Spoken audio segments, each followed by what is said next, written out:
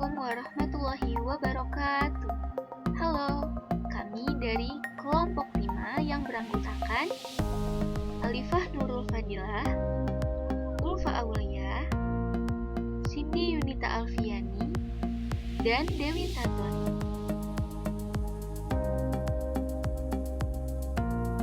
Kami akan menjelaskan tentang sistem saraf manusia.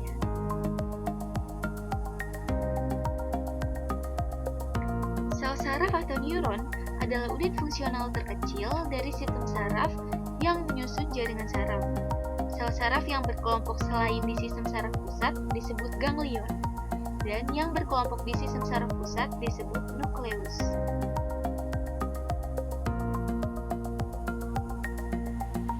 Berikutnya ada struktur sel saraf.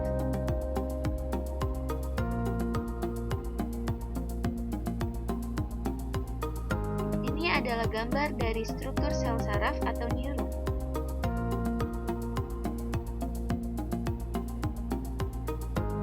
Yang pertama ada dendrit yang berfungsi untuk menerima rangsang.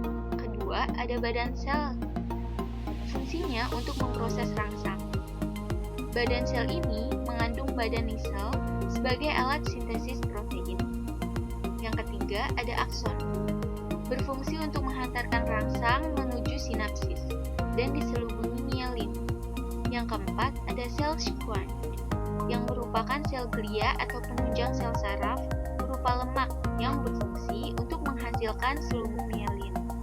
Yang kelima ada selubung mielin, fungsinya untuk melindungi akson dan memberi nutrisi.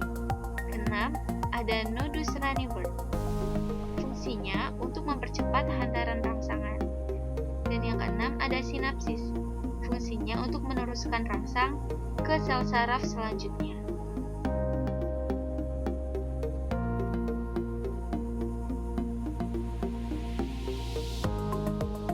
Sistem saraf pusat.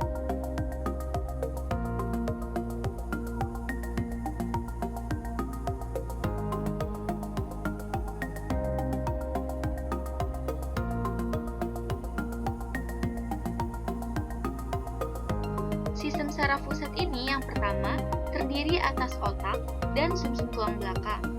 Dua, tersusun atas substansi kelabu atau grisea berupa kumpulan badan sel saraf dan substansi putih atau alba berupa serabut saraf atau akson saraf. Yang ketiga, dilindungi rangka berupa tengkorak atau otak dan ruas-ruas tulang belakang yang melindungi sumsum tulang belakang, dan tersambung oleh balok otak dan rongga yang disebut ventrikel. Yang keempat, dilindungi oleh selaput yang disebut meninges yang merupakan jaringan ikat yang terdiri dari lapisan piameter atau dalam, arachnoid atau tengah, dan durameter atau luar. Yang kelima, berisi cairan getah bening yang disebut dengan cairan cerebrospinal.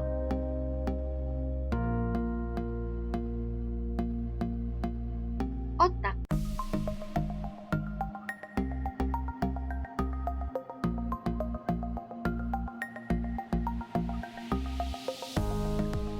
Nah, otak adalah organ yang bertanggung jawab sebagai pusat koordinasi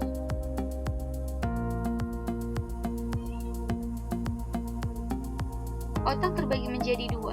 Yang pertama, otak kiri. Fungsinya untuk mengendalikan tubuh bagian kanan. Merupakan pusat IQ, logika, rasio, membaca, menulis, dan matematika. Sedangkan otak kanan untuk mengendalikan tubuh bagian kiri. Dan merupakan pusat EQ, linguistik, perasaan, seni, ekspresi, dan komunikasi.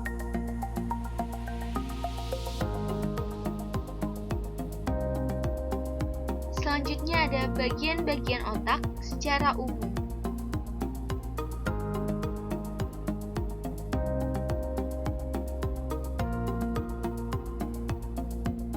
Berikut adalah visualisasi dari bagian-bagian otak.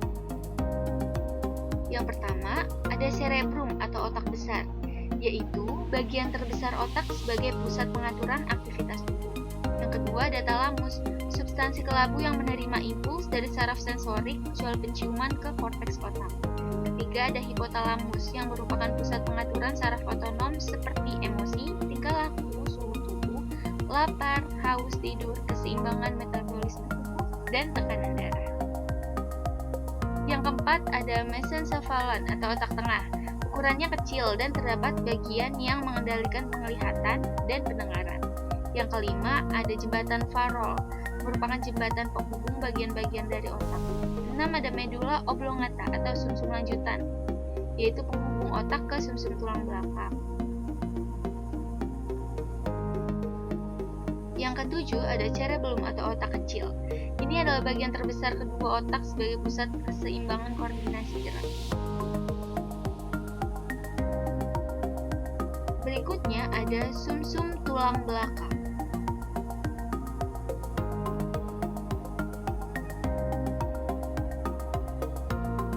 Ini adalah visualisasi dari sumsum tulang belakang. Sumsum tulang belakang adalah organ yang bertanggung jawab atas pusat koordinasi gerak refleks. Medulla spinalis ini terdapat pada ruas-ruas tulang belakang sampai ruas kedua tulang pinggang. Fungsinya untuk menghantarkan impuls dari reseptor ke otak lalu ke efektor.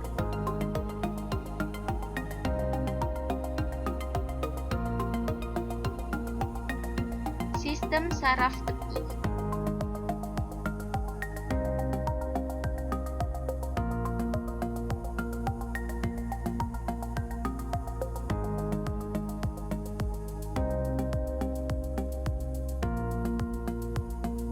Berdasarkan arah impuls, sistem saraf tepi terbagi menjadi dua. Yang pertama ada saraf aferent, yaitu saraf yang menghantarkan impuls dari reseptor ke sistem saraf pusat. Yang kedua ada saraf eferen, yaitu saraf yang menghantarkan impuls dari sistem saraf pusat ke efektor.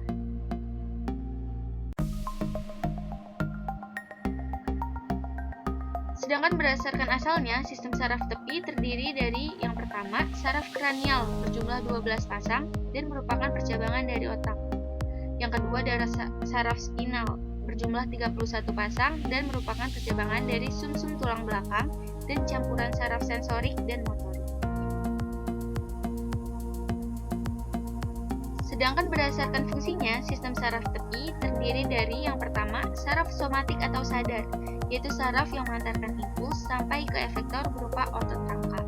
Yang kedua, saraf otonom atau tidak sadar, yaitu saraf yang mengantarkan impuls sampai ke efektor berupa otot polos, otot jantung, dan kelenjar. Lalu, apa saja sih gangguan pada sistem saraf? Gangguan pada sistem saraf antara lain yang pertama, migrain, yaitu kurangnya suplai oksigen pada salah satu bagian otak. Yang kedua, ada gegar otak yang disebabkan oleh cedera otak berupa benturan. Ketiga, amnesia, yaitu ketidakmampuan mengingat hal yang telah terjadi akibat cedera otak. Yang keempat, ada Alzheimer, yaitu berkurangnya kemampuan mengingat dan melakukan aktivitas sehari-hari seperti menulis dan lain-lain akibat usia lanjut. Yang kelima, ada multiple sclerosis, yaitu degenerasi sel pada sistem saraf pusat. Yang keenam, ada autisme, yaitu kesulitan berkonsentrasi, bersosialisasi, daya hayal tinggi, dan melakukan pola tingkah laku berulang yang tidak wajar. Autisme ini diakibatkan oleh gen, obat-obatan, dan ketidakseimbangan neurotransmit di otak. Yang ketujuh ada skizofrenia, yaitu ketidakseimbangan neurotransmit di otak yang menyebabkan gangguan kejiwaan dan respons emosional yang tinggi. Yang kedelapan ada hidrocephalus, yaitu kelebihan cairan cerebrospinal di otak. Yang sembilan ada stroke, kerusakan di otak akibat tersumbat atau terpecahnya pembuluh darah otak. Yang ke-10 ada neuritis, radang saraf karena infeksi, kekurangan vitamin B, pengaruh fisik, keracunan gas, dan obat-obatan. Yang ke-11 ada transeksi, yaitu kerusakan pada segmen medulla spinalis dan dapat menyebabkan kelumpuhan serta hilangnya kepekaan. Yang Yang ke-12 ada Parkinson, yaitu berkurangnya neurotransmit yang menyebabkan tangan gemetar, kesulitan bergerak, dan otot wajah yang kaku. Yang ketiga ada F13 ada epilepsi atau AYA, yaitu tidak dapatnya sistem saraf merespon rangsangan atau efektor yang bekerja tanpa diperintah.